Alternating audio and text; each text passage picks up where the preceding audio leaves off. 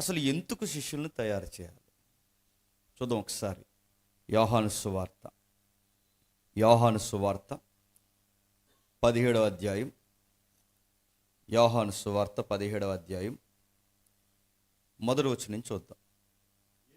యేసు ఈ మాటలు చెప్పి ఆకాశం వైపు కనులెత్తి ఇట్లనెను, తండ్రి, నా గడియ వచ్చి ఉన్నది. నీ కుమారుడు నిన్ను మహిమపరచునట్లు నీ కుమారుని మహిమపరచుము. నీవు నీ కుమారునికి ఇచ్చిన వారందరికీ ఆయన నిత్య జీవం అనుగ్రహించినట్లు సర్వ శరీరుల మీదను ఆయనకు అధికారం ఇచ్చితివి. అద్వితీయ సత్యదేవుడైన నిన్నును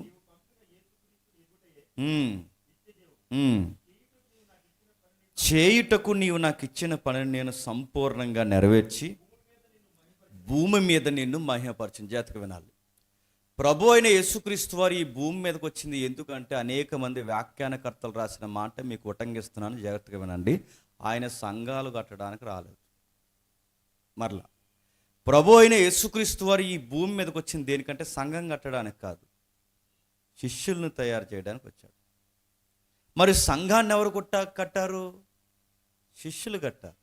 అంటే ఆయన ప్రధానంగా తయారు చేయాలనుకున్నది సంఘాలను కాదు, కానీ శిష్యులను తయారు చేయాలనుకున్నాడు. చేయుటకు నీవు నాకు ఇచ్చిన పని నేను సంపూర్ణంగా నెరవేర్చానన్న ఆ పదాల యొక్క అర్థం ఏంటి చెప్పనా? తండ్రి అయిన దేవుడు కుమారుడైన దేవుడికి చేయుటకిచ్చిన పని ఏంటంటే ఈ భూమి మీద శిష్యుల్ని తయారు చేయి. చేయుటకు నీవు నాకు ఇచ్చిన పని అనగానే చాలామంది ఏమనుకున్నారంటే సువార్త చేయడం మాత్రం అనుకుంటున్నారు. కాదు, అది సువార్త చేయడం మాత్రం అనుకుని చాలా ప్రాంతాల్లో వాళ్ళు ఏమనుకున్నారంటే ఇతర సమీప గ్రామాల్లో సువార్త చెప్పి వచ్చేస్తే సరిపోద్ది అనుకుంటున్నారు. కాదు, సువార్త చేయడం కాదు, సువార్త చేయించడం కాదు, అది వద్దని కాదు. దాని అర్థం మొట్టమొదట ప్రభువు నేర్పుతున్న బోధన విధానంలో లేదా తన శిష్య గణాంగానికి నేర్పుతున్నది ఏంటంటే మనుషుల్ని తయారు చేయాలి. వాళ్ళని ఎలా తయారు చేయాలి, ఎందుకు తయారు చేయాలి, వీళ్ళ వలన దేనికి ఉపయోగం, అసలు దేవుడు ఎందుకు మనుషుల్ని ఎలా తయారు చేయమంటున్నాడు, శిష్యరకాన్ని కూర్చిన మౌలికమైన సత్యాలు ఏంటి. కొన్ని వారాలుగా మనం చూస్తున్నప్పుడు శిష్యులను తయారు చేయడం అంటే ప్రార్థన నేర్పించడమే కాదు, రొట్టె విరవడం నేర్పించడమే కాదు, సహవాసంలో కూర్చోబెట్టడమే కాదు, సువార్త చేయించడమే కాదు, అన్నిటికన్నా ప్రాముఖ్యమైనవి కొన్ని ఉన్నాయి. ఈరోజు మన చివరి వారం ఈ భాగాలకు కొంచెం జాగ్రత్తగా వినండి. కొంచెం 10 నిమిషాలు అటు ఇటు అయినా కొంచెం ఓపికగా వినండి. అయితే ఏం చెప్పాలనుకుంటున్నాడు దీని గురించి, ఎందుకు శిష్యులను తయారు చేయాలో ఒక్కసారి లూకాసు సువార్త చూడండి. ఒకసారి లూకాసు సువార్త 9వ అధ్యాయం, లూకాసు సువార్త 9వ అధ్యాయం మొదటి 2 వచనాలు. ఆయన తన 12 మంది శిష్యులను పిలిచి సమస్తమైన దయ్యాల మీద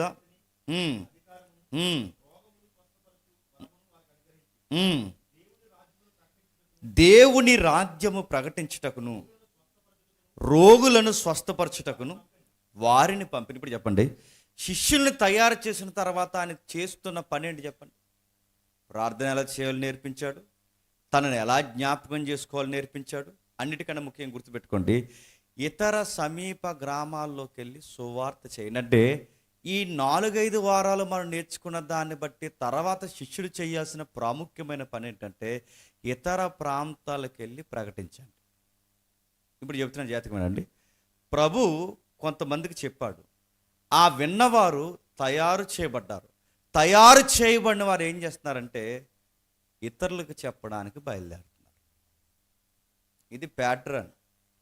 సంఘానికి వస్తున్న ప్రతి ఒక్క విశ్వాసి, స్త్రీ అయినా పురుషుడైనా నేర్చుకోవాల్సింది ఏంటంటే పులిపేటి మీద నిలబడి ఒక దైవజనుడు వారమంతా మీకు సరిపోయే వాక్యాన్ని చెబితే మీరు నేర్చుకొని, అంటే ప్రార్థనలో బలపడి సహవాసంలో బలపడి ఆయన జ్ఞాపకం చేసుకొని ఇలా తయారు చేయబడిన సగటు విశ్వాసి బయటికి పోయి సోమవారం నుండి శనివారం వరకు చేయాల్సిన పని ఏంటంటే నువ్వు గృహ దర్శనాలు చేస్తావో, ఇది తిరుగుతావో, స్నేహితులతో ఉంటావో, నువ్వేం చేస్తావో తెలియదు, కానీ మొత్తం మీద ఇక్కడ ఉన్న వాక్యాన్ని ఇతరులకు చెప్పాలి.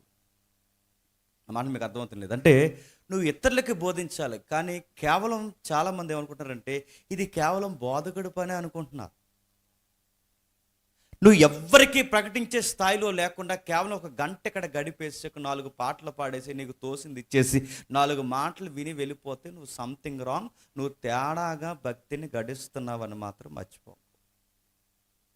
నీ ఇరుగు పొరుగు చాలా ఇల్లులు ఉన్నాయి, వాళ్ళతో నువ్వు సోమవారం నుండి శనివారం వరకు ఏం మాట్లాడుతున్నావు? నీ ఎంప్లాయ్ లైఫ్లో చాలామంది ఉన్నారు, వాళ్ళతో సోమవారం నుండి శనివారం వరకు ఏం మాట్లాడుతున్నావు? నీకు చాలా ఫ్రెండ్ సర్కిల్ ఉంది, ఆ ఫ్రెండ్ సర్కిల్తో నువ్వేం మాట్లాడుతున్నావు? శిష్యుడు ఏం చేస్తాడు? వీడు ప్రభు దగ్గర నేర్చుకున్న తర్వాత లేదా ప్రభు సన్నిధిలో ఇతడు బలపడిన తర్వాత ఏం చేస్తాడంటే అనేకులకు చెప్పే ప్రయత్నం చేస్తాడు. నిన్ను నన్ను పిలిచింది దేనికంటే, ఇక్కడ పులిపేట మీద నిలబడి ఒక బోధకుడు ద్వారా నేను పిలిచాడంటే కారణం ఏంటి చెప్పిన, నువ్వు వెళ్ళి ఇతరులను పిలుస్తావని. నేను అడుగుతున్నాను, నువ్వు 5 ఏళ్ళ నుంచి సంఘానికి వస్తున్నావో, 10 ఏళ్ళ నుండి సంఘానికి వస్తున్నావో, లేదా 30 ఏళ్ళ నుండి నువ్వు సంఘానికి వెళుతున్నావో నాకు తెలియదు, కానీ ఇంతకాలం నువ్వు సంఘానికి వచ్చిన తర్వాత నీ తరపున ఒక్కరినైనా సంఘానికి తీసుకువచ్చావా? ఇది పెద్ద ప్రశ్న నీ జీవితాన్ని.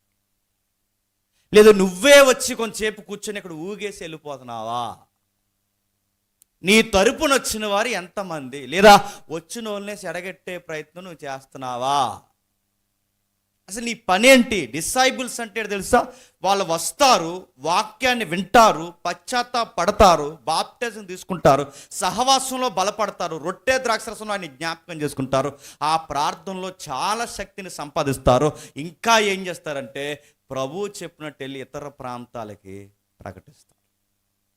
చాలామంది క్లైమ్ చేస్తూ ఏమన్నారంటే ఈ వచనాన్ని, ఇది అందరికి కాదండి, కేవలం 12 మంది శిష్యులకే అన్నారు. ఒకవేళ 12 మంది శిష్యులకి పని అనుకుంటే ప్రకటించే పని కేవలం హెల్డర్స్కి లేదా ప్రకటించే పని కేవలం కాపర్లకి అనుకుంటే ఆ 10వ అధ్యాయంలో ఏం చెప్తున్నారు చూడండి ఒకసారి. అదే లూకా సువార్త, జాగ్రత్తగా వినండి, చాలా మంచి సంగతులు ఉన్నాయి, జాగ్రత్తగా వినండి. లూకా సువార్త 10వ అధ్యాయం, లూకా సువార్త 10వ అధ్యాయం మొదటి వచనాలు చూడండి. అటు తర్వాత ప్రభువు 70 మంది ఇతరులను నియమించి తాను ఎల్లబో ప్రతి ఊరికి ప్రతి చోటుకి తనకంటే ముందుగా ఇద్దరిద్దరిని పంపించాడు. దేనికి పంపిస్తున్నాడు చెప్పండి? 9వ అధ్యాయంలో కేవలం ఇది 12 మంది శిష్యులకు అనుకుంటే మరి 10వ అధ్యాయంలో ఎవరు చెప్తున్నాడు? అందరికీ. ఆ రోజుల్లో ఆయన దగ్గర ఉన్న 70 మందికి ఇద్దరిద్దరిని జోడించి వెళ్ళండి, ఇతర సమీప గ్రామాల్లో ప్రతి చోటికి వెళ్ళి నాకన్నా ముందుగా పైలట్లుగా పనిచేసి నా గురించి చెప్పండి, నా గురించి ఇతర ప్రాంతాల్లో మాట్లాడంటే. ఎవరైనా ఒకడు క్రైస్తవుడయ్యాడంటే వాడు చేసే పని ఏంటి చెప్పినా, మొట్టమొదట బయటికి వెళ్తాడు. ఎక్కడికి వెళ్తాడు? ఈ వారమంతా ఈ ఆదివారం నేర్చుకున్నవాడు సోమవారం బయటికి వెళ్తాడు. బయటికి వెళ్ళి ఏం చేస్తాడంటే తన ప్రభువుని గురించి చెప్తాడు. కానీ బాధాకరమైన విషయం ఏంటి చెప్పినా, మీరు బయటికి వెళ్ళినా మీకు కూడా ఎవరు రావాలి చెప్పండి? పాస్టర్ గారే రావాలి, మీరు మీకు అది జబ్బది. ఆయన రాడేటంటే నేను అడుగుతున్నాను, ఆయన ఎందుకు రాడు అడుగుతున్నాను. ఆయన వచ్చాడు, నీకు చెప్పాడు, నువ్వెళ్ళి ఏం చేయాలి? ఇతరులకు వెళ్ళి చెప్పాలి. ఆయన నేర్పిస్తున్నాడు చూడండి, ఆయన ప్రకటిస్తున్నాడు చూడండి. నేను మీకు చెప్పాను, నాకన్నా ముందుగా మీరెళ్ళి చెప్పండి. ఎవరిని గురించి చెప్పాలి? ఇదిగో ప్రభువుని గురించి చెప్పాలి. ఇతర సమీప గ్రామాల్లో అంటే 12 మంది శిష్యుల్ని అందుకే పంపాడు, 70 మందిని అందుకే పంపాడు. ఇంకా ఒకవేళ ఇది డౌట్గా ఉంటే ఇది కేవలం 12 మందికి ఆ రోజు 70 మందికి అనుకుంటే, మత్తయి సువార్త చివరి అధ్యాయంకి వచ్చేసరికి ఏం చెప్పాడండి? వెళ్ళండి, ఇతర సమీప గ్రామాల్లోకి వెళ్ళి సర్వలోకానికి సర్వ సృష్టికి వెళ్ళి అనేకులను మీరు ఏం తయారు చేస్తారు? ఇప్పుడు చెప్పండి, ఇది అందరికీ, ఇది నీకు ఇది కేవలం పాస్టర్ గారు ఒక్కరికే కాదు, ఇది కేవలం సంఘ పెద్దలు ఒక్కరికే కాదు. ఇక్కడికి వచ్చిన ప్రతి ఒక్కరు చేయాల్సిన పని ఏంటంటే, నువ్వు క్రైస్తవుడు అయితే నిన్ను ప్రభు తయారు చేస్తే చెప్పండి, నువ్వు మరొకరిని తయారు చేయడానికి తీసుకురావాలి. ఇంకా మీకు బ్రైట్గా అర్థం కావాలి అంటే ఎలా తయారు చేస్తాడు కొంచెం ప్యాటర్న్ మీకు జ్ఞాపకం చేసి ఇంకా ముందుకు వెళ్తాను. మొట్టమొదట పిలవాలి. ప్రభు ఏం చేశాడు చెప్పండి? మొట్టమొదటి శిష్యులను పిలిచాడు, సముద్రం ఒడ్డుకి వెళ్ళి పిలిచాడు, పట్నాల వీధుల్లోండి పిలిచాడు, సుంకపు మెట్ట దగ్గర ఉన్న వ్యక్తులను పిలిచాడు. ఆయన పిలిచాడు. మొట్టమొదటి ఒక వ్యక్తిని ఎలా పిలవాలి అంటే, అరే రారా కొన్ని విషయాలు ప్రభు దగ్గర నేర్చుకుందామని పిలవాలి. తర్వాత ఏం చేయాలి? ఆ పిలవబడిన వ్యక్తి కూర్చొని అక్కడ సెంట్ ఎంత పడుతుంది, ఇక్కడ సెంట్ ఎంత పడుతుంది, ఈ ఎదవస్సోది ఏం మాట్లాడకుండా చెప్పండి, సువార్త చెప్పాలి. ఇంకా ఏం చేయాలి? ఆ సువార్త చెప్పిన వాడికి వాక్యంలో, ప్రార్థనలో, పునరుద్ధానంలో వాడిని బలపరచాలి. వాడికి ప్రార్థనా జీవితంలో, వాక్యపు పరిచర్యలో, సహవాసంలో వాడిని బలపరచాలి. ఇది ప్యాటర్న్. అంటే ఒకని ఎలా తయారు చేయాలి? మొట్టమొదట పిలవాలి, పిలిచిన వాడికి సువార్త చెప్పాలి, చెప్పిన వాడికి ప్రార్థనలో, వాక్యంలో, సహవాసంలో, రొట్టె విరుచడంలో వాడిని బలపరచాలి. అలా బలపరిచిన వాడికి ఒక బాధ్యత తెలియకుండానే అప్పగించాలి. ఏంటి చెప్పనా? నేను నిన్ను పిలిచాను, చెప్పండి, నువ్వు వెళ్ళి వేరొకరిని పిలవాలి. నేను అడుగుతున్నా, ఈ స్కెల్టన్ మీకు అర్థమైతే మొత్తం బైబిల్ నేరేటివ్ అంతా ఇలాగే నడిచిందండి. సువార్త చూస్తారు ఒకసారి. యోహాను సువార్త, జాగ్రత్తగా యోహాను సువార్త మొదటి అధ్యాయం, యోహాను సువార్త మొదటి అధ్యాయం మొదటి వచనం చూడండి. క్షమించండి, యోహాను సువార్త మొదటి అధ్యాయం 40 వచనం చూడండి. యోహాను మాట విని ఆయనను వెంబడించిన ఇద్దరిలో ఒకరు సీమోను పేతురు యొక్క సహోదరుడైన ఆంద్రే. ఇప్పుడు బాగా వినండి. యోహాను గారిని వెంబడిస్తున్న ఇద్దరు చాలామంది శిష్యులు ఉన్నారట. ఆయన కూడా ఆ రోజు ఆ ఈదులో నడుస్తున్న వ్యక్తుల్లో ఇద్దరు ఉన్నారట. అందులో ఒక ఆయన ఎవరు? ఆంద్రేయ. ఆంద్రేయకి యోహాను అన్నాడు, ఓయి మీరు వెంబడించాల్సింది నన్ను కాదు, అదిగో లోక పాపములు మోసుకొని పోతున్న దేవుని గొర్రెపిల్ల, ఆయన్ని వెంబడించండి అని ఈ యోహాను యేసుక్రీస్తు వారిని పరిచయం చేస్తే, యోహాను పరిచయం చేసిన యేసుక్రీస్తు వారి దగ్గరికి ఆంద్రేయ వెళ్ళాడు. ఆంద్రే వెళ్ళి, అంటే పిలువబడిన ఆంద్రే వెళ్ళి తర్వాత ఏం చేస్తున్నాడు? యేసునొద్దకు అతను తోడుకొని వచ్చాను.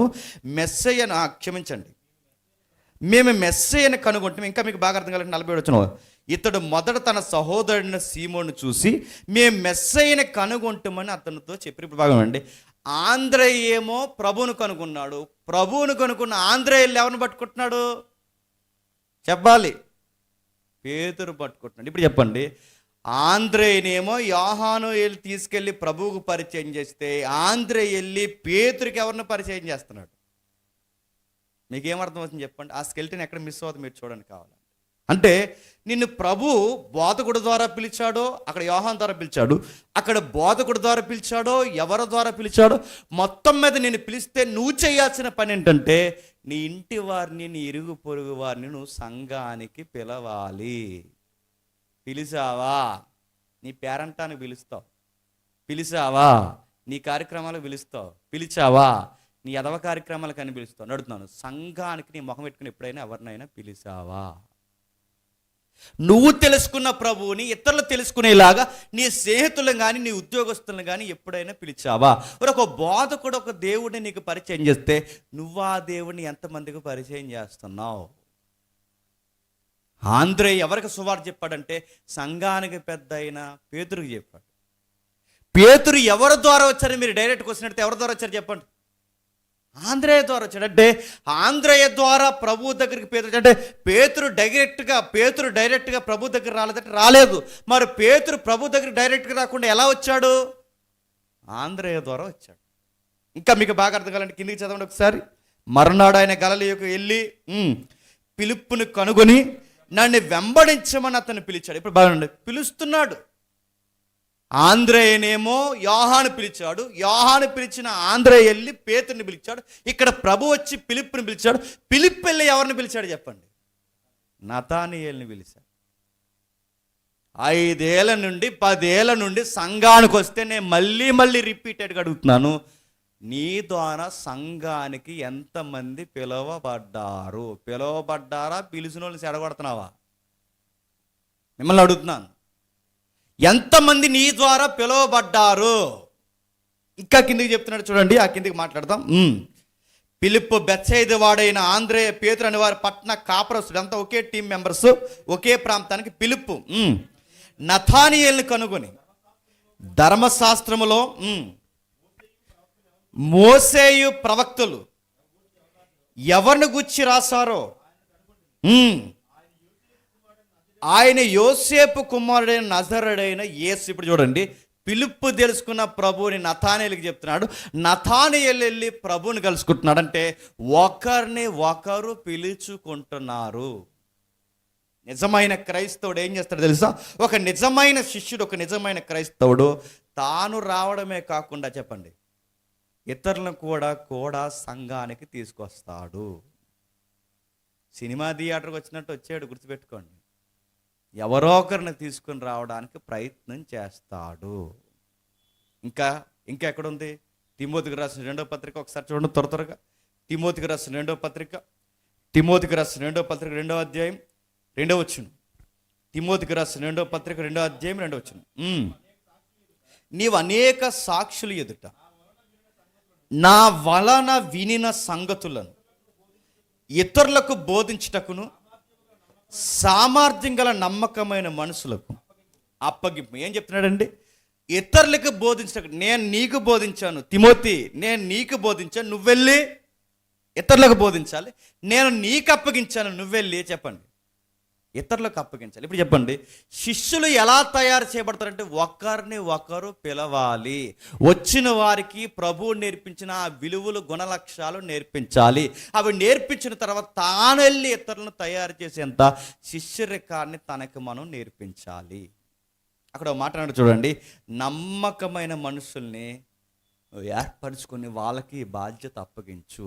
నేను నిన్ను పట్టుకున్నాను, నువ్వెళ్ళి చెప్పండి ఇతరులను పట్టుకోవాలి. నేను ప్రశ్న అడుగుతున్నాను, మా సంఘం అభివృద్ధి పొందుతలేదండి, మా సంఘం అభివృద్ధి పొందుతలేదంటే మా సంఘం అభివృద్ధి పొందుతలేదన్న అన్న ప్రతి ఒక్కడికి నేను చెప్తున్న మాట చెప్తున్నా, ఆ సంఘం అభివృద్ధి పొందకపోవడానికి ప్రధానమైన కారకుడివి నువ్వే. నువ్వు వచ్చి ఏం చేస్తావంటే వింటావు, నువ్వు వచ్చి ఏం చేస్తావంటే కానుక ఇస్తావు, నువ్వు వచ్చి ఏం చేస్తావంటే 4 మాటలు వినేసి పోతావు. నువ్వు వెళ్ళి ఏం చేయవంటే నువ్వు ఎవరిని తీసుకొచ్చే ప్రయత్నం చేయు. సంఘాలు ఎందుకు అభివృద్ధి పొందమంటే కారణం ఒకటే, ఇక్కడ ఎన్న వాక్యాన్ని నువ్వెవరికి చెప్పో. వస్తావు, కొంచెంసేపు కూర్చుంటావు, ఓ గంట ఎక్కువైతే పైనుంచి కిందకి చూస్తావు, ఆ మొబైల్ ఏమైనా టింగ్ మరి మోగితే మళ్ళీ అది చెక్ చేసుకుంటావు. ఆ తర్వాత నీకు ఏమైనా అనిపిస్తే మనసు బాగోకపోతే లేచి వెళ్ళిపోతావు. నీ ఇష్టమైతే వస్తావు, లేకపోతే పోతావు. ఇలాంటి ప్రవర్తన ఉన్న ప్రతి ఒక్కరిని అన్నాడు ప్రభు అయిన యేసుక్రీస్తు వారు, అసలు మీరు ఎవరో నాకు తెలియదు. నన్ను వెంబడించేవాడు ఎలా ఉంటాడంటే వాడు తయారు చేయబడతాడు నా ద్వారా. వాడు తయారు చేయబడిన వాడు ఇతరులను తయారు చేయడానికి వాడు మనస్సు ఉండబట్టలేక వాడిని కూడా తీసుకొస్తాడు. ఇంకా ఏం జరుగుతుంది చూడండి, తిమోతినేమో పౌలు తయారు చేస్తే పౌలు తయారు చేసిన తిమోతి సంఘాలని తయారు చేస్తున్నాడట. అందుకే వ్యాఖ్యానకర్తలు అన్న మాట నేను అంటున్నాను, ప్రభు వచ్చి భూమి మీద సంఘాలను కట్టలేదు, శిష్యులను కట్టాడు. శిష్యులు వెళ్ళి ఏం కట్టారు చెప్పండి? సంఘాలను కట్టారు. సంఘాలు ఎలా ఉద్భవిస్తాయి చెప్పినా, విన్నవారు వెళ్ళి ఇతరులను తీసుకొస్తే సంఘాలు ఫామ్ అవుతాయి. ఇంకా మీకు బాగా అర్థం కావాలంటే అపోస్తుల కార్యములు 18వ అధ్యాయం ఒకసారి చూడండి. అపోస్తుల కార్యములు 18వ అధ్యాయం త్వరగా. అపోస్తుల కార్యములు 18వ అధ్యాయం మొదటి 4 వచనాలు. అటు తర్వాత పౌలు గారు ఎథెన్స్ నుండి బయలుదేరి కొరింథీనకు వచ్చి పొంతు వంశీయుడైన తన భార్య అయిన ప్రిస్కిల్లాను కనుగొని వారి యొద్దకు వెళ్ళెను. యూదులందరూ రోమాను విడిచి వెళ్ళిపోవాలని క్లౌదియ చక్రవర్తి ఆజ్ఞాపించినందున వారి ఇటలీ నుండి కొత్తగా వచ్చిన వారు ఏం చెప్తున్నారు చూడండి, సందర్భం చెప్తున్నానండి.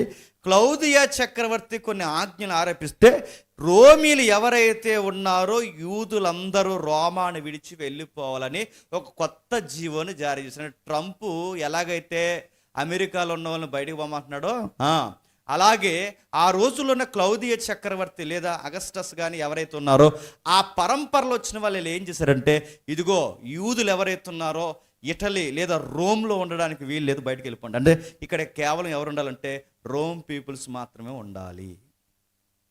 రోమ్ పీపుల్ ఎవరైతే ఉన్నారో వాళ్ళు మాత్రమే ఉండాలి, ఇంకెవరు ఉండడానికి వీల్లేదని కొత్త జీవో జారీ చేశారు. అప్పటి వరకు రోమ్ పట్టణంలో బ్రతికిన వీళ్ళు ఆ రోమాను విడిచి బయటకు వచ్చారు. వచ్చిన వారు ఎక్కడికి పోయారంటే కొరింథీకి వెళ్ళారు. ఆ కొరింథీ ప్రాంతంలో ఉంటే సరిగ్గా అదే టయానికి ఆ ఏరియాకి వచ్చాడట ఎవరు? అపోస్తలుడైన పౌలు. ఆ ఏరియాకి వస్తే వీళ్ళదే ఒకటే వర్క్. నిజానికి ఆ వర్క్ వాళ్ళు చేస్తారన్న సంగతి పౌలు గారు పసిగట్టారు. పౌలు గారికి కూడా ఆ వర్క్లో నైపుణ్యత ఉంది. పౌలు గారు కొరింథీకి ఎందుకు వచ్చాడంటే వ్యాపారం అభివృద్ధి పరచుకోవడానికి రాలేదు, బిజినెస్ డెవలప్మెంట్ కోసం రాలేదు. ఆయన బిజినెస్ ఎందుకు చేస్తున్నాడు మరి, లేదా వర్క్ ఎందుకు చేస్తున్నాడంటే కేవలం ఆయన జీవనోపాధి కోసం చేస్తున్నాడు. అక్కడికి ఎందుకు వెళ్తున్నాడంటే ఆ జీవనోపాధిలో కూడా ఆయన వేస్తున్న పునాదులు ఏంటి చెప్పిన శిష్యుల్ని పట్టుకుంటున్నాడు. ఇప్పుడు చెప్పండి, నువ్వు ఉద్యోగం చేస్తున్నావో, పని చేస్తున్నావో, కూలి పని చేస్తున్నావో, నువ్వు ఎక్కడ కాపురం చేస్తున్నావో తెలియదు, కానీ నువ్వు ఏ పని చేస్తున్నా ఆ పనిలో నీకు మౌలికమైన సూత్రం ఏంటి చెప్పనా? అక్కడ శిష్యులు దొరుకుతారేమో, నువ్వు వెతకాలి. నువ్వు వెతకో. అక్కడ నీకు దేవుని పిలుపు నినేవారు ఎవరైనా ఉన్నారేమో వెతకాలి. పౌలు గారు పక్క వర్క్ చేస్తూనే, పౌలు గారు ఆ ఉద్యోగం చేస్తూనే, పౌలు గారు ఆ పని చేస్తూనే, ఆ పనిలో ఆయన ఏం వెతుకుతున్నాడు చెప్పండి? దేవుని పిలుపుకి లోబడేవారు ఎవరున్నారని కనుగొని, ఈ యజమానుడు చాలా బాగా వింటున్నాడు, అలాగే వీళ్ళ ఆవిడ కూడా చాలా బాగా వినేలా ఉందని ముందు పిలిచాడట, పరిచయం ఏర్పరచుకున్నాడట. మీది నాది ఒకే వర్క్ అన్నాడట. ఆ వర్క్లో పరిచయం ఏర్పడిన తర్వాత ఏమన్నాడట? మన ఇద్దరం కలిసి ఉమ్మడి బిజినెస్ ఎడదాం అనలేదంట. మనమైతే ఏం చేద్దాం చెప్పండి? నీది ఈ పర్సంటేజ్, నాది ఆ పర్సంటేజ్ అనలేదట. మరి ఏం చేశాడు? ఉమ్మడి వ్యాపారాలు పెట్టలేదు. మరి ఏం చేశాడంటే ఆ ఇద్దరితో మాట్లాడి ఆ బిజినెస్ విషయాలు డిస్కషన్ కన్నా ఆయన ఎక్కువ డిస్కషన్ చేసింది ఏంటి చెప్పిన? సువార్త డిస్కషన్ చేశాడు. అతడు ప్రతి విశ్రాంతి దినమున సమాజ మందిరాల్లో తర్కించుచు యూదులను, గ్రీస్తు దేశస్థులను ఒప్పించుచు. అంటే ఇప్పుడు ఈ మినిస్ట్రీలో ఆయన కూడా, అంటే ముందు పిలిచాడు, ఆ పిలిచిన వాడిని కూడా ఎంటపెట్టి తిరుగుతున్నాడు. ఆ బోధిస్తున్నప్పుడు వాళ్ళకు కూడా వినిపిస్తున్నాడు. ఈ వినగా వీళ్ళ కూడా ఉన్న వాళ్ళు ఎంత ఎత్తుకు ఎదిగిపోయారంటే పౌలు గారు నేర్పించిన ఎవ్రీ డాక్టరీని నేర్చుకున్న ఒక రోజు ఎంత ఎత్తుకు ఎదిగారు. ఒకసారి అదే 18వ అధ్యాయం 24 వచ్చిన చూడండి. అదే 18వ అధ్యాయం 24 వచ్చిన. అలెగ్జాంద్రియ వాడైన అపోల్లోనకు యూదుడు ఎఫెసీనకు వచ్చును. అతడు విద్వాంసుడును, లేఖనముల యందు ప్రవీణుడై ఉండెను. అతడు ప్రభు మార్గం విషయమై ఉపదేశము పొంది తన ఆత్మయందు తీవ్రపడి యోహాను బాప్తిజం మాత్రమే తెలుసుకున్న వాడై యేసును గుర్చిన సంగతులు వివరముగా చెప్పి బోధించుచు సమాజ మందిరముల్లో ధైర్యముగా మాట్లాడిన ఆరంభించిన. ఎవరు? విద్వాంసుడు. ఇతను ఎవరు? స్కాలర్. ఇతను ఎవడు? థియలాజికల్గా చాలా విషయాలు ఎరిగినవాడు. ఒక్క మాటలో చెప్పుకోవాలంటే, మీరు ఎప్పుడైనా ఇంటికి వెళ్ళిన తర్వాత ఒక వర్తమానం చెప్పాం, మీకు వీలైతే వినండి. అపోల్లో అన్నవాడు చిన్నోడు కాదు, ఆయనకు బాగా చదువులో బాగా పండిపోయిన విద్వాంసుడు. మరి ఎంతమంది రాజమండ్రి హిస్టరీ క్లాసులు ఫాలో అవుతున్నారు నాకు తెలియదు, కానీ ఒకవేళ హిస్టరీ క్లాసులు ఫాలో అయితే ఈ పాయింట్ మీకు స్ట్రైక్ అవుద్ది. అపోల్లో అనే ఆయన ఊరకే ఎవరో పిలిస్తే ఈయన సువార్తలోకి రాలేదు.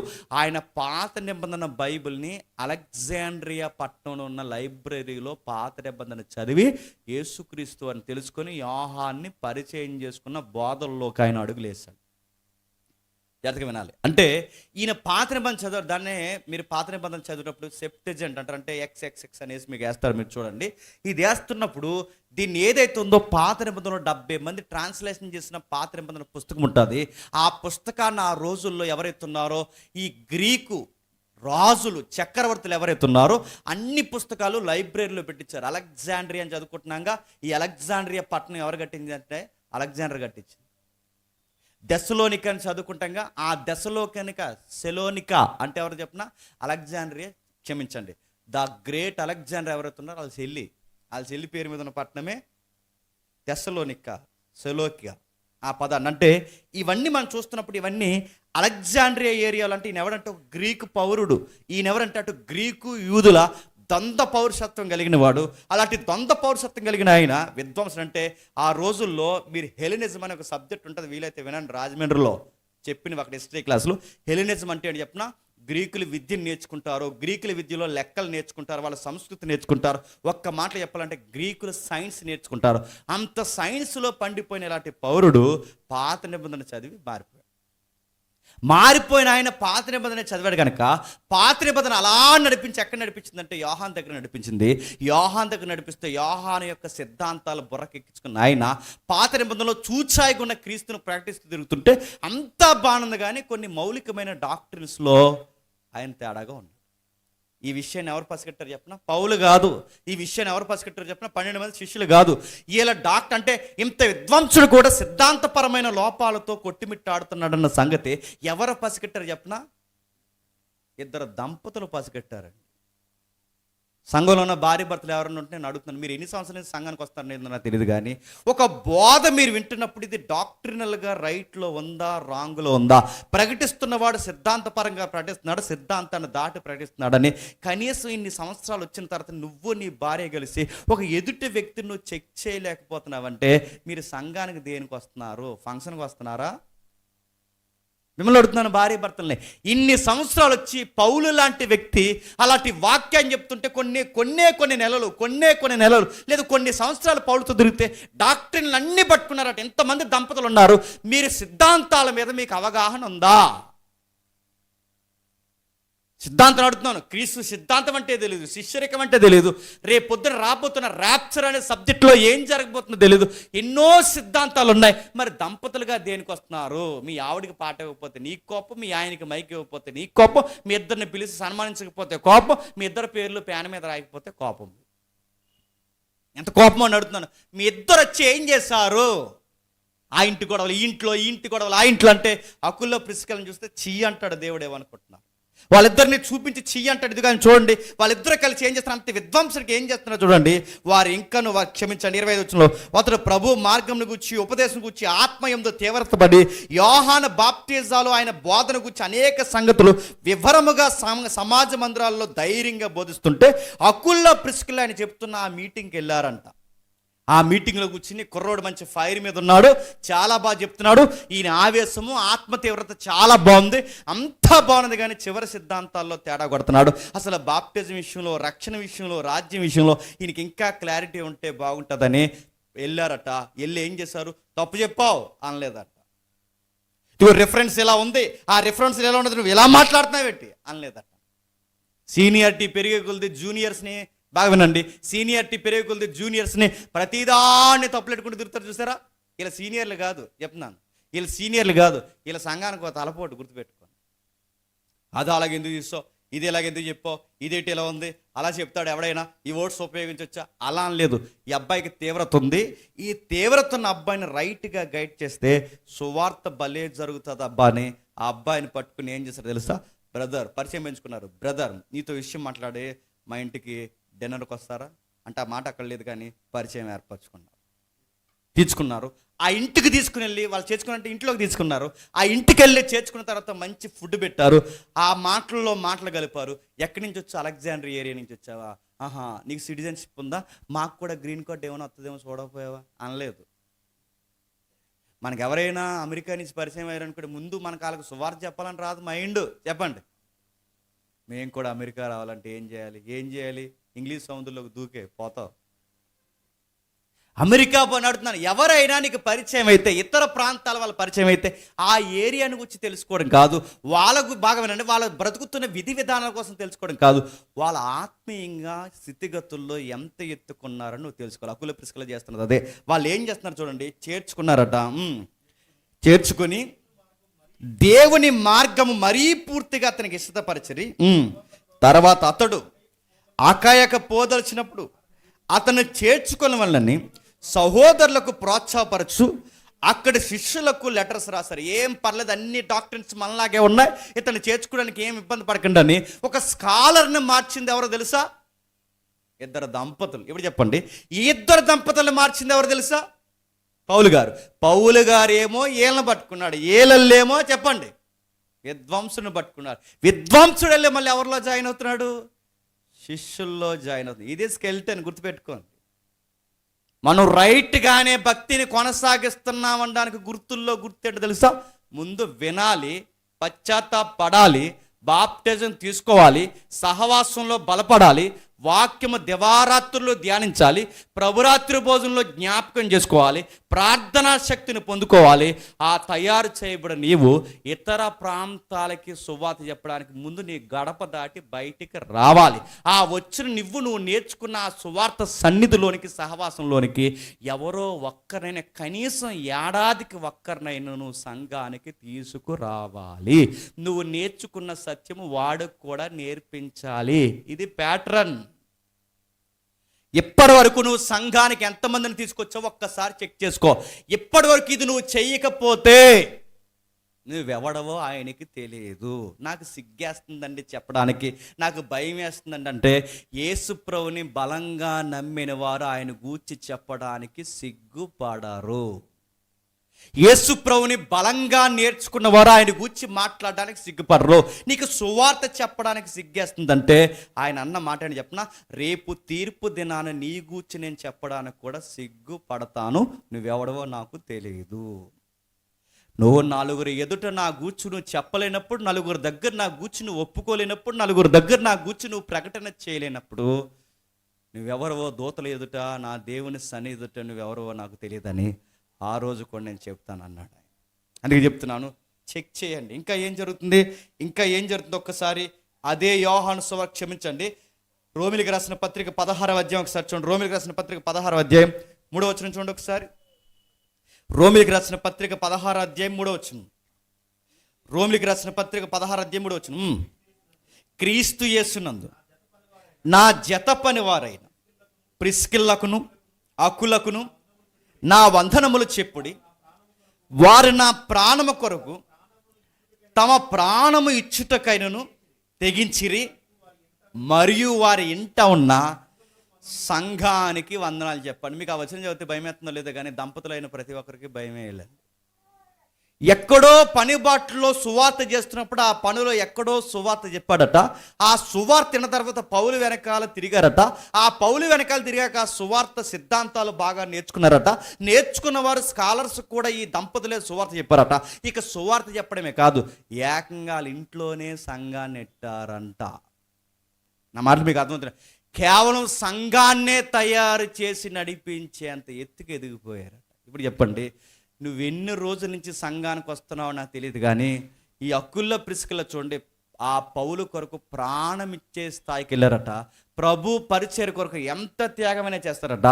ఆ రోజుల్లో ఏ ఇంట్లో అయినా ప్రార్థన జరుగుతుందంటే ఇల్లుని ఇంటి వారిని చంపే రోజుల్లో కూడా ఆ ఇంట్లో ఏకంగా సంఘాన్నే కట్టారంట. మీరేం సంఘాలు కట్టొద్దు కానీ చెప్పండి, సంఘానికి ఒక్కరినైనా తీసుకురండి. ఇంతకాలం భక్తి జీవితంలో నీ తరపున ఒక్కడు కూడా సంఘానికి రాకపోతే ఆయన నన్ను అడుగుతాడు లేదో నాకు తెలియదు కానీ చెప్పండి, నేను మాత్రం అడుగుతాడు. మరి నన్నేం అడుగుతాడు? ఆల్రెడీ నేను చెప్పాను కాబట్టి వీళ్ళందరూ కూర్చున్నారు ప్రభు అని నేను చెప్పాను. నా లెక్క నాకు ఉంది. తర్వాత నీ డొక్క ఎగిరిపోతే ఎవరికి చెప్పనా? చెప్పండి, నీకే. నేను చెబుతున్నాను, ప్రతి వారం నేను పులిపేట మీద నిలబడి మేము చెబుతున్నాం, మేము మీకు చెబుతున్నాం, మీరేళ్ళు చెప్పండి, ఇతరులు చెప్పాలి. ఇది అగ్రిగోల్డ్ పాలసీ కాదు, ఇది ఎల్ఐసి పాలసీ కాదు. ఈ పాలసీ వాళ్ళందరూ అది కాపీ కొట్టింది. మళ్ళీ చెప్తున్నాను, ఆయన మనకు చెప్పాడు, మనం వెళ్ళి బాగానండి ఇతరులకు చెప్పాలి, ఇతరులని ఆయన యొద్దకు తీసుకురావాలి. ఇంకా ఏం జరుగుతుంది, ఇంకా ఏం జరుగుతుంది చూద్దాం ఒకసారి. అదే యోహాను సువార్త 4వ అధ్యాయం, యోహాను సువార్త 4వ అధ్యాయం మొదటి 2 వచనాలు చూడండి. యోహాను సువార్త 4వ అధ్యాయం.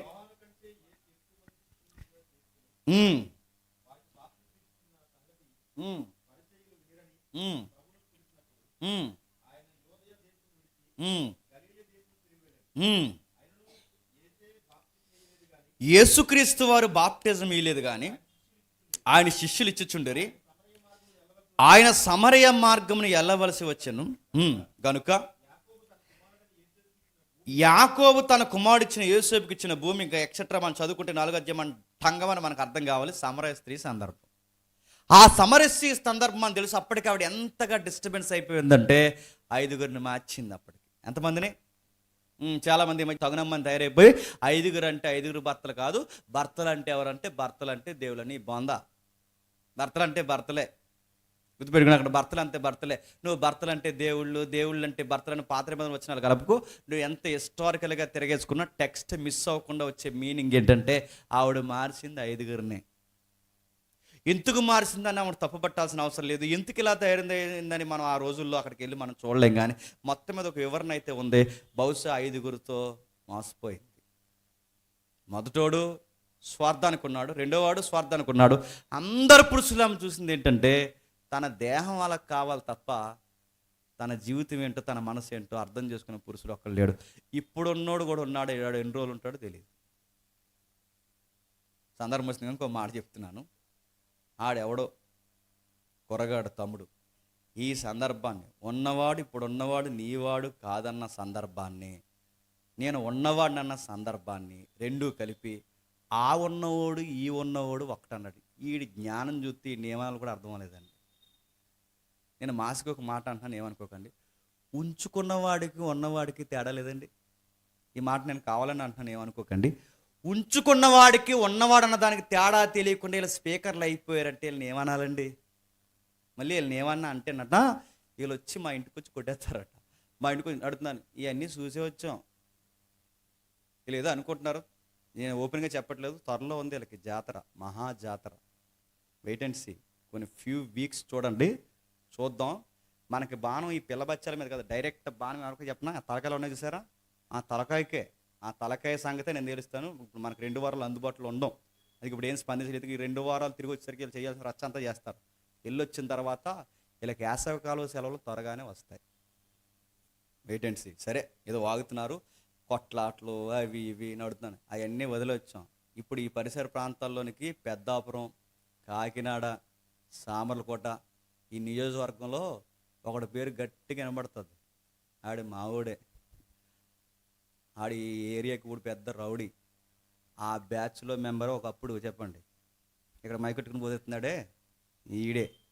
నేను మారాను కాబట్టి సువార్థికుని అయ్యాను. మారకపోతే మన ప్రొఫైల్ పిక్చర్ అంతా చెప్పండి అదే నియోజకవర్గం. వీళ్ళు అంటున్నారు నా దగ్గరకు వచ్చి, మేము పెద్ద రౌడీలు, చెప్పండి మీ సంగతి తేలుద్దాం. ఆన్ స్క్రీన్ వద్దు కానీ చెప్పండి, ఆఫ్ స్క్రీన్ తేలుద్దాం. మిమ్మల్ని ఏం కొట్టను తిట్టను. నేను గతంలో చెప్పినట్టు చెప్తున్నాను, మీ అందరికీ త్వరలోనే చెప్పండి. లవ్ ఫీస్టం రెడీగా ఉండాలి. సరే, ఏదేమైనా ఇక్కడ ఉన్నవాడు అనగానే జాతకం, ఇక్కడ ఉన్నవాడు అనగానే మనకు అర్థం కావాల్సింది, ఇక్కడ ఉన్నవాడు అనగానే మనకు అర్థం కావాల్సింది ఏంటంటే ఆవిడ ఉంచుకుంది. ఒక మాట చెప్పాలంటే ఈడు 5వ వాడు. ఇప్పుడున్న 5వ వాడు నీవాడు కదంటే ఆవిడ లైఫ్ ఎంత రాడికల్గా ఉందండి. సమాజంలో బాగాలేదు, సంసారంలో బాగాలేదు, ఏ విధంగా మాట్లాడుకోవడానికి బాగాలేదు, ఎక్కడా బాగాలేదు. అలాంటి ఆమెను ప్రభు కలుసుకున్నాడు, సువార్త చెప్పాడు. ఆమెకి ఎప్పుడైతే సువార్త చెప్పాడో ఆవిడేం చేసింది? ఇంకా నా పాపాలన్నీ క్షమించేసి నాకు చివరికి ఒక మంచి భర్తని ప్రభు అందా. ఇంక 5గురితో పళ్ళపోతుంది. ఇప్పటివరకు 5గురు సన్నాసగాళ్ళే, ఎక్కడి నుంచి అయినా సంసారం చేసే వాళ్ళు ఈ ప్రభు అందా. ఆ కొండ అక్కడే వదిలేసి ఏ ఊరైతే తన తప్పుడు వ్యక్తిగా చూస్తుంది అదే ఊరికి ఏం చెప్పింది చెప్పండి? సువార్త చెప్పింది. అక్కడ వదిలి బయటికి వెళ్ళి తాను పిలిచిన దేవుడి దగ్గరికి ఊరందరిని పిలిచి, ఇదిగో ఆయన ఈయనే అని చెప్పింది. ఈ మాట అంటున్నాను, ఏమనకండి. ఒక ఎవిసారి చేసిన సువార్త కూడా ఎవరు చేయట్లేదు చెప్పండి? చెప్పండి. 5-6 ఏళ్ళు 10 ఏళ్ళు సంఘానికి వచ్చిన నువ్వు చెయ్యట్లేదు. ఒక్కరోజు ఆమె బావి దగ్గర 1 గంటో 2 గంటలో ప్రభు అయిన యేసుక్రీస్తు వారు ఆవిడకి సువార్త చెప్తే అవన్నీ వదిలేసి తన పాత రోత జీవితాన్ని కూడా, కొండను కూడా అక్కడ వదిలేసి బయటికి వెళ్ళి తన ఊరినందరినీ ప్రభు దగ్గరికి పిలుస్తుందంటే నడుతున్న ఒక వ్యభిచారి తన జీవితాన్ని 5 సార్లు మోసపోయిన తన జీవితాన్ని పక్కన పడేసి తన బాధలు, ఇబ్బందులు, సూసైడ్లు ఇలాంటి మాటలే మాట్లాడకుండా బయటికి పోయి అనేక మందిని ప్రభు దగ్గర తీసుకొచ్చిందంటే నీకు అన్నీ బాగానే ఉన్నాయే. నువ్వు ఎవరితోనూ దగా చేయబడలేదు, నీ భర్త నిన్ను మోసం చేయలేదు, నీ భార్య నిన్ను మోసం చేయలేదు, నేను ఎవ్వరు ఏ బాధలు లేవు. అసలు నువ్వు సంఘానికి వచ్చినప్పుడల్లా మోకాలేస్తే చెప్పుకునే బాధలు చెప్తున్నా, మాకు అలా జరిగింది ప్రభా, ఇలా జరిగింది ప్రభా, నా బాధ ఇది ప్రభా, నా సంసారం ఇది ప్రభా. ఎంతసేపు నీ సంసారం కోసమే తప్ప ఆవిడకి 5గురితో సంసారంలో ఉన్న బాధలు ఆవిడకున్న బాధలు ఆవిడకైనా ఉన్నాయి ఇక్కడ? తన సంసార బాధలన్నీ పక్కన పడేసింది, తన ఇబ్బందులన్నీ పక్కన పడేసింది, తన సమస్యలన్నీ పక్కన పడేసింది, అన్నీ పక్కన పడేసింది. కానీ ఆవిడ ఏం చేస్తుందో తెలుసా? గుర్తుపెట్టుకోండి. ఆవిడ ఏం చేస్తుందో చూడండి. తాను విన్న వాక్యాన్ని తన ఊరికి చెప్పడానికి బయలుదేరి. మీరు చూడండి, ఆయన చెబుతున్నాడు, ఆ విన్నవారు వెళ్ళి ఇతరులు చెప్తున్నారు, ఆ విన్న వాళ్ళు వచ్చి చెప్పండి ఆయన దగ్గర తీసుకొస్తారు. ఇంకా మీకు బాగా అర్థం కావాలంటే ఇంటికి వెళ్ళిన తర్వాత చదవండి, టైం అవుతుంది. మీరు యోహాను క్షమించండి, మార్కు సువార్త 5వ అధ్యాయం ఇంటికి వెళ్ళిన తర్వాత చదవండి. అక్కడ ఒక వ్యక్తిని స్వస్థపరుస్తాడు.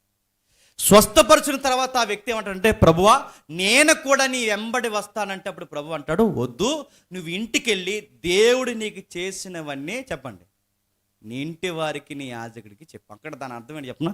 దేవుడు నీకు చేసినవన్నీ అంటే ఎవరు దేవుడు అంటే? అక్కడ మీకు స్ట్రైక్ అయితే అర్థం అవ్వాలి. ఇప్పుడు ఆయనకు స్వస్థత చేసింది ఎవరు? నేను. ఇప్పుడు నువ్వు దేవుడు నీకు చేసిన వాళ్ళు నీ ఇంటి వారికి చెప్పు అంటున్నాడంటే ఇప్పుడు ఆయన ఎవరి కోసం చెప్పమంటున్నాడు? నా కోసమే చెప్పు. నేను నీకు చేశాను, నువ్వెళ్ళి వాళ్ళకి చెప్పు, వాళ్ళని తెలుసుకున్న తర్వాత నా దగ్గరికి తీసుకురా. నా కూడా తిరగడానికి చూడకు. నువ్వేం చేయాలంటే నేను బోధించిన వాక్యాన్ని వెళ్ళి చెప్పండి, నీ ఇంటి వారికి చెప్పు. ఇంకా ఏం జరుగుతుందో త్వరగా మనం చూద్దాం. ఇంకా ఏం జరుగుతుందో ఒకసారి చూడండి. ఇంకా ఏం జరుగుతుందో అపోస్తుల కార్యములు త్వరగా ముగిద్దాం. అపోస్తుల కార్యములు మొదటి అధ్యాయం 8వ వచనం. అపోస్తుల కార్యములు మొదటి అధ్యాయం 8వ వచనం. అయినను పరిశుద్ధాత్మ మీ మీదకి వచ్చినప్పుడు మీరు శక్తి నొందెదరు గనక మీరు యెరూషలేములోను యోదయ సమరయ దేశముల యందంతటను భూ దిగంతాల వరకు నాకు సాక్షుల యందురు. జాతకం వినాలి. అపోస్తులను చాలా చదివాం మనం, కొంచెం జాతకం వినండి. ప్రభు అయిన యేసుక్రీస్తు వారు ఇంకా భూలోకాన్ని విడిచి పరలోకానికి వెళ్ళిపోతున్న సందర్భం ఇది. ఆయన భూలోకాన్ని విడిచి పరలోకానికి వెళ్ళిపోతున్న టైంలో ఆయన శిష్యులకు చెప్తున్న మాట ఏదో, ఒకటి ప్రామిస్, 2 ప్రాప్సీ. అంటే ఒకటి ప్రామిస్ ఉంది, 2 ప్రాప్సీ. అంటే ప్రవచనం ఉంది, వాగ్దానం ఉంది. అంటే ఆ 8వ వచనంలో ఒకటి ప్రవచనము, 2 చెప్పండి వాగ్దానం.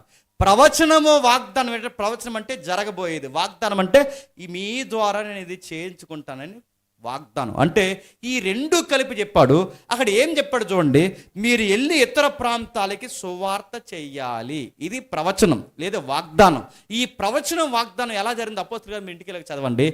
మొట్టమొదటి అధ్యాయం నుంచి 8వ అధ్యాయం వరకు, లేదా మొదటి అధ్యాయం నుంచి 7వ అధ్యాయం వరకు యోధా ప్రాంతంలో సువార్త చేస్తారు.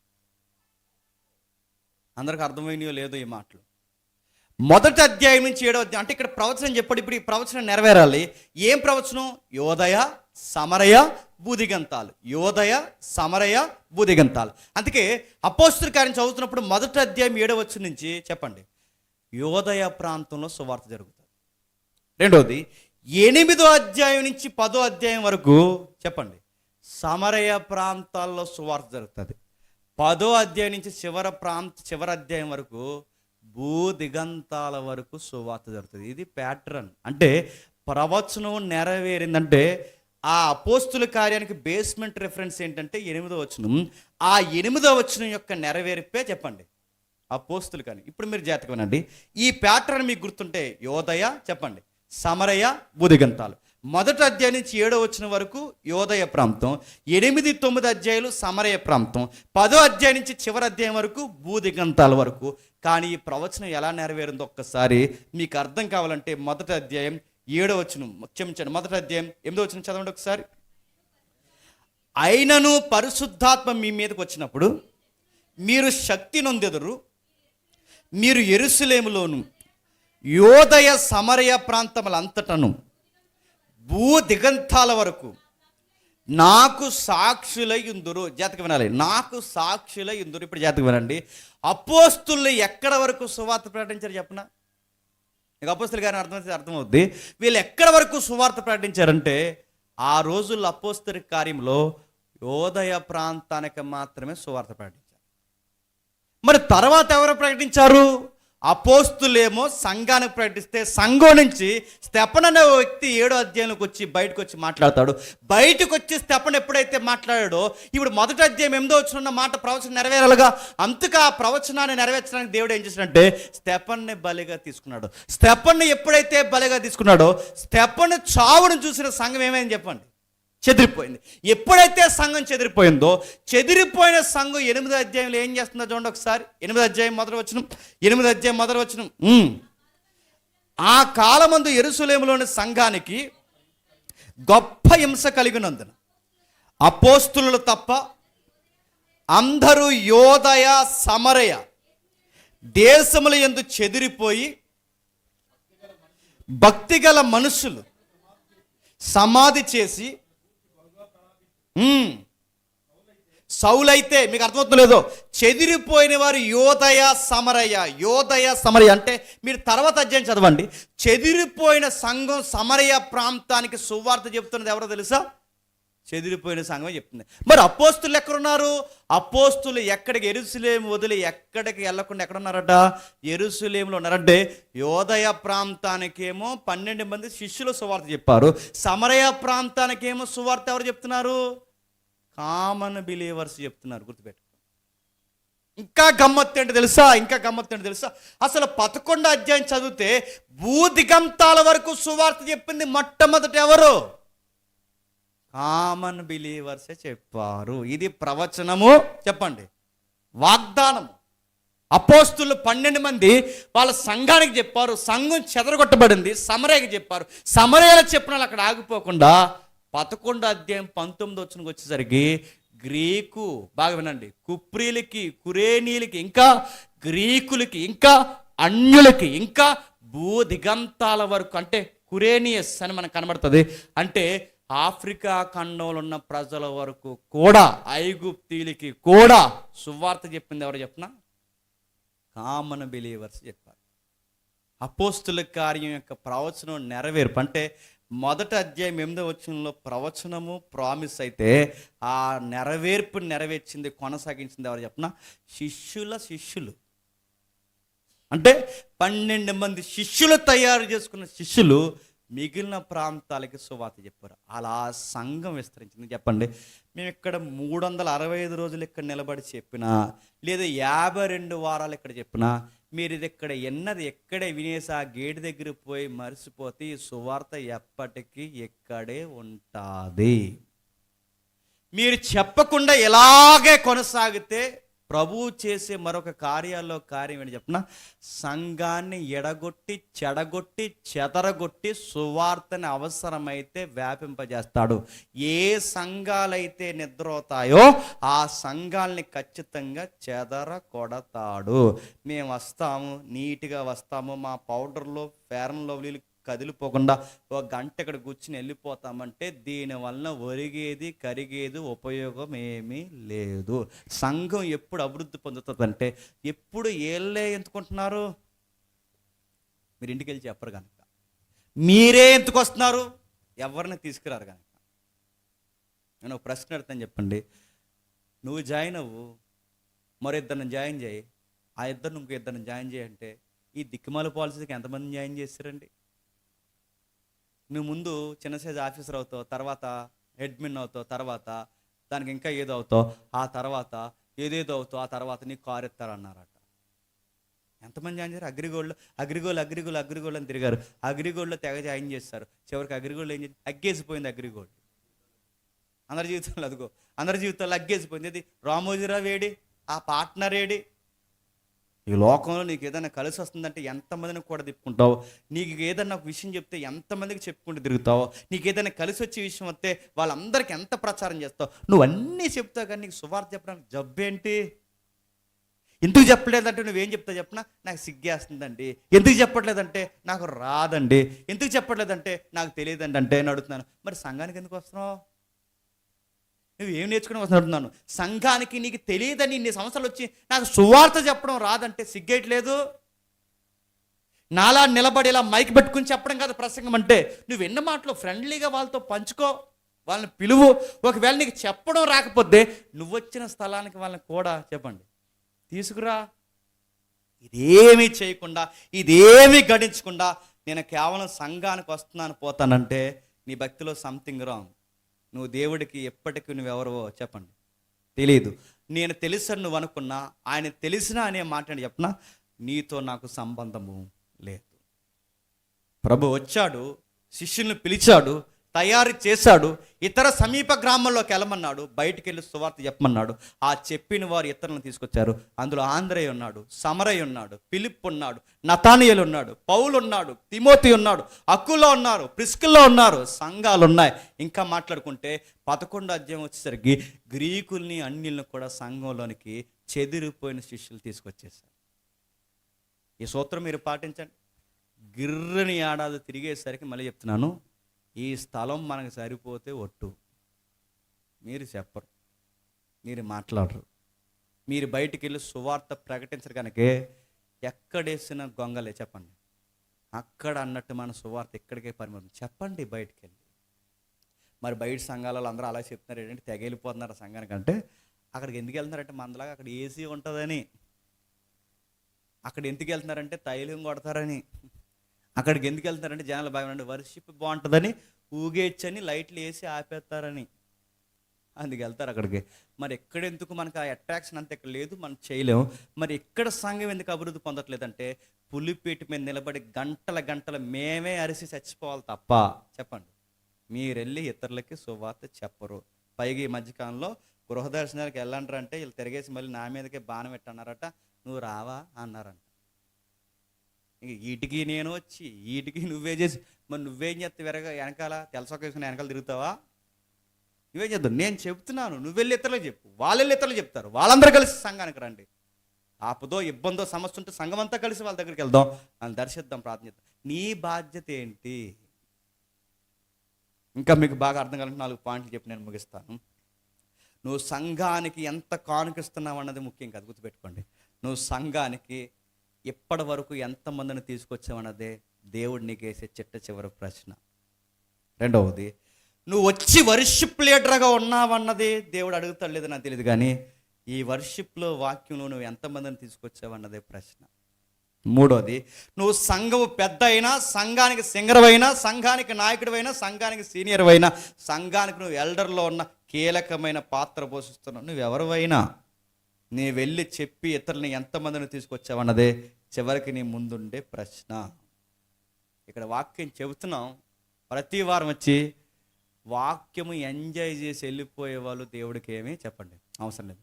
భలే చెప్పాడండి ఈరోజు అన్నయ్య అంటే దేవుడు భలే మాట్లాడుకుంటున్నారా అండో, భలే చెప్పాడు అన్నయ్య కాదు, ఆ భలే చెప్పిన వాక్యాన్ని నువ్వు ఇతరులకి పంచుకునేలాగా నువ్వు కూడా సబాస్ లేదా బలా నమ్మకమైన దాసుడని నువ్వు కూడా అనిపించుకోగలవా? సువార్త పులిపేట మీద నిలబడినాడు ఒక్కడే చెయ్యడు, చెప్పండి, వచ్చిన వారందరూ చెప్పండి అంతకు శిష్యుల్ని తయారు చేయాలి. ఇప్పుడు చెప్పండి, శిష్యుల్ని ఎందుకు తయారు చేయాలి? మనం తెలుసుకున్న ప్రభువుని చెప్పండి ఇతరులు తెలుసుకునేలాగా ఇక్కడ మన శిష్యులు 52 వారాలు ప్రతి వాక్యము, ప్రతి సిద్ధాంతము, సంఘం మీదకి ఏదైనా అలజడి వస్తే దయచేసి అది జాగ్రత్తగా ఉండండి మిమ్మల్ని హెచ్చరిస్తూ 52 వారాలు ఇక్కడ ఏం చేస్తారంటే మిమ్మల్ని తయారు చేస్తారు. ప్రార్థన ఎలా చేయాలి, వాక్యం ఎలా ఉండాలి, ఇలా ఎదగాలి, ఇది సహవాసం, రొట్టె, ప్రతి విషయాన్ని ఇక్కడ నిలబడి మాట్లాడతారు, మిమ్మల్ని తయారు చేస్తారు. మీరు తయారు చేయబడిన తర్వాత మీరు వెళ్ళి చెప్పండి మీలాగా తయారయ్యే వాళ్ళని ఇతరుని తీసుకురావాలి. నీకు ఇదంతా విన్న తర్వాత నాకు పెద్ద ఆసక్తి అనిపించట్లేదండి ఈ వర్క్ అంటే, నువ్వు గుర్తుపెట్టుకో, నువ్వు చాలా తేడాగా ఉన్నావు, నీ భక్తులు చాలా తేడాగా ఉన్నావు. నేను ఇలా చేయడం నాకు సిగ్గుగా మొహమాటంగా ఉందంటే ప్రభు అంటాడు, నీ వల్ల నిన్ను బట్టి కూడా నాకు చాలా సిగ్గుగా చెప్పండి మొహమాటంగా ఉంది. ఎందుకంటే నేను చెయ్యి పని నువ్వు చేయకపోతే నువ్వెవరో నాకు తెలియదు. ఆయన భూమి మీదకి వచ్చిందే శిష్యులను తయారు చేయడానికి, ఇతర సమీప గ్రామానికి వెళ్ళి మనం తయారు చేయడానికే, శిష్యులను తయారు చేయడానికి, సర్వలోకానికి వెళ్ళి సర్వ సృష్టికి మనం చేయాల్సిన పనే శిష్యులను పిలవడానికి. భూదిగంతాల వరకు అంటే సమరయ, యోదయ, భూదిగంతాల వరకు వాళ్ళు చేసిందే శిష్యులను తయారు చేయడానికి. అలా సంఘాల వ్యాప్తి పొంది ఈ కాకినాడలోని పట్టణం వరకు ప్రపంచాన్ని తీసుకొచ్చి శిష్యరికంలో సంఘంలో కూర్చోబెట్టారు. గుర్తుపెట్టుకోండి, ఇది ఎక్కడైతే ఏ సంఘం అయితే చేయదో, జేమ్స్ చచ్చిపోయిన తర్వాత, నేను మళ్ళీ చెప్తున్నాను, సురేష్ చచ్చిపోయిన తర్వాత, ఇక్కడ బోధించే డేవిడ్ చనిపోయిన తర్వాత, నేను చచ్చిపోతే మీరు ఖచ్చితంగా మీరు ఏం చేస్తారు చెప్పనా, సంఘానికి సెడ్డేసి ఇంటికి వెళ్ళిపోతారు అంతే. ఇంక సమాధి ఇంక. అందుకే చూడండి, చాలా సంఘాలు, పెద్ద పెద్ద సంఘాలు, నేను ముగిస్తున్నాను, చాలా పెద్ద పెద్ద సంఘాలు ఆ రోజుల్లో వెలసెళ్ళిపోయిన సంఘాలు ఈరోజు ఎందుకు సెటరేసేస్తున్నారు చెప్పండి, వాళ్ళ శిష్యులను తయారు చేయలేకపోయారు. ఎంతసేపు కూడా తిప్పుకున్నారు తప్ప శిష్యులను ఎక్కడ తయారు చేశారు చెప్పండి? పెద్ద పెద్ద సువార్థికులు ఏరే వాళ్ళ తర్వాత ఆ సంఘాలే మూసేశారు, అమ్మేశారు, ఇప్పుడు కోట్ల చుట్టూ తిరుగుతున్నారు. రేపొద్దున మేము కూడా పోతాం ఉంటామా? ఇంకా ప్రతి ఒక్కరు చంపేస్తాను తయారవుతాడు మా మీదకి, ఎవడో మనం చంపేస్తాడు, ఏదో చేస్తాడు. రేపు పొద్దున మేము పోతే పరిస్థితి ఏంటి? ప్రతి ఒక్కరిని అడుగుతున్నారు, రేపు పొద్దున మనం పోతే పరిస్థితి ఏంటి, నా తర్వాత ఏంటి? మేము మిమ్మల్ని తయారు చేస్తాం, మీరు ఇతరులను తయారు చేయకపోతే రేపు పొద్దున నీ సంఘానికి చెప్పండి భవిష్యత్తు ఉండదు. ఒకవేళ మీరు ఇలాగే నిద్రవుతూ ఉంటే, నిద్రైన ప్రతి సంఘాన్ని దేవుడు ఏం చేస్తాడు చెప్పండి, చెదరగొడతాడు, విడగొడతాడు, బయటికి వెళ్ళి సువార్త ప్రకటించలేక అనేక శ్రమలు కూడా నడిపిస్తాడు. దేవ మాకెందుకు నీ శ్రమలు వస్తున్నాయి ప్రభు అంటే, నువ్వు సువార్త చేయకుండా సోదంతా చెప్పుకుని నిద్రవుతున్నావు కనుకే శ్రమలు వద్దన్నా మన మీదకి వస్తాయి. మన చెదరగొట్టి సువార్త చేయించడానికే, ప్రతి ప్రాంతానికి తరమడానికే, మనకు సువార్త ప్రకటన భారం తెలియడానికి దేవుడు శ్రమల గుండా నడిపిస్తాడు. అందుకే రేపు నుంచి మీరు ఏం చేస్తారంటే, బాగా వినండి, రేపు నుంచి మీరు ఏం చేస్తారు జేమ్స్ గారు అంటే, ఈ పులిపేట మీద ఎక్కడ చెప్పాం, రేపు నుంచి ఏం చేస్తాను చెప్పండి మీకు తెలుసు. ఇతర ప్రాంతాలకు పోయి చెప్పండి, మళ్ళీ వారమంతా తిరిగి ఆ ప్రాంతాల్లో సువార్త చెప్పి ఈ వాక్యాన్ని నేర్చుకుండని కొంతమంది అయినా పిలిచి ఆ పిలువబడిన వారిని సహవాసంలో ఉండండి అని వారమంతా చెప్పి మేము వస్తాం. మరి నువ్వేం చేస్తున్నావు? రేపు నుండి క్యారేజ్ ఎట్టుకుని చెప్పండి పనికి పోయావు, క్యారేజ్ ఎట్టుకుని చెప్పండి ఉద్యోగానికి పోతావు, లేదు ఇంటి దగ్గర వండుకుని ఇంకా ఆ కూర తెరిపోతే దానికి ఇంకో 2-3 కూరలు వండుకుని తినేసి పొట్ట పెంచేస్తున్నాం. అంతేనా నువ్వు చేసేది? నువ్వేం చేస్తున్నావు చెప్పండి? మేము ఇది చేస్తున్నాం, మా ధైర్యం మాకుంది, మేము ఈ పని చేస్తున్నాం, మేము తయారు చేస్తున్నాం, మా బాధ్యత మేము నెరవేరుస్తున్నాం. నీ బాధ్యత ఏంటి? మేము సంఘానికి వస్తున్నామండి, అందరికన్నా ముందే వస్తున్నానండి, ఆ బరకాలు కూడా నేనే వేసానండి, ఆ లైటింగ్ స్విచ్ ఫస్ట్ నేనే వేస్తానండి, సౌండ్కి వైరు జాకు నేనే ఎట్టానండి, సురేష్ అన్నికి కెమెరా నేనే సహకరించానండి, తర్వాత నేనే బరకలు మాట్లాడుతానండి, అన్నీ సే వెరీ గుడ్. కానీ నీ కూడా నీ జీవితంలో బతుకెట్టుకుని ఒక్కడిని కూడా నీలాగా సంఘానికి తీసుకురాకపోతే చెప్పండి, నీ వల్ల ప్రభువుకి ఏం ఉపయోగం లేదు. నువ్వు పిలువబడ్డావు, నువ్వు వెళ్ళి ఇతన్ని పిలువు, అప్పుడు నువ్వు నిజమైన శిష్యరికంలో ఉన్నట్టు. అర్థమైందిగా? ఎన్ని వారాలు చెప్పుకున్నావు? 6 వారాలు. ఈ 6 వారాల్లో పిలువబడ్డాం, పశ్చాత్తాపడిన మనం బాప్టిజాలు ఎందుకు తీసుకున్నావు నేర్చుకున్నాం, ప్రభురాత్రి భోజనంలో వాక్యంలో ఏ విధంగా బలం పొందావు నేర్చుకున్నాం, ప్రార్థనలో ఏ విధంగా స్థిరపడ్డావు నేర్చుకున్నాం, ఇప్పుడు ఇతర ప్రాంతాలకు వెళ్ళి సువార్త చేయాలని నేర్చుకున్నాం. ఈ 6 భాగాలు విన్న తర్వాత ఈ చివరి భాగంలో ఈ బాధ్యతని గుర్తు లేకపోతే ఇంక నేను జీవితంలో ఇంకెవడో బాగు చేయడం గుర్తుపెట్టుకో. నువ్వు ప్రభు పని చేయి, ఆయన నీ పని చేస్తాడు. మొదట ఆయన రాజ్యాన్ని నీతి ఎతికి ఇతరులకు ప్రకటించు, అప్పుడు నీకు కావలసినవన్నీ చెప్పండి ఆయన అనుగ్రహిస్తాడు. ఇది అర్థమైన వారు ధన్యులు. ఎంత చెప్పినా అర్థం కాకపోతే మీ ఆత్మలకు మీరే చెప్పండి ఉత్తరబోధ. అలానే కళ్ళు మూసుకోండి.